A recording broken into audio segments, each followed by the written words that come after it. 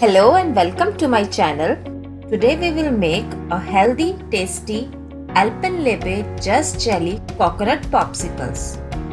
For this, we need a packet of Alpenliebe Just Jelly currant plains, 1 fresh tender coconut and 5 to 6 mint leaves.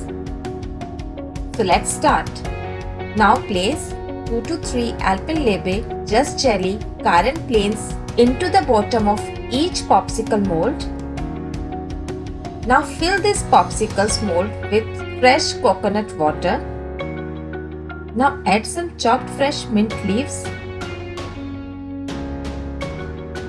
Now place it in the freezer for 4 to 6 hours or overnight till it's completely frozen. When it's completely frozen, demold it and enjoy this healthy summer treat.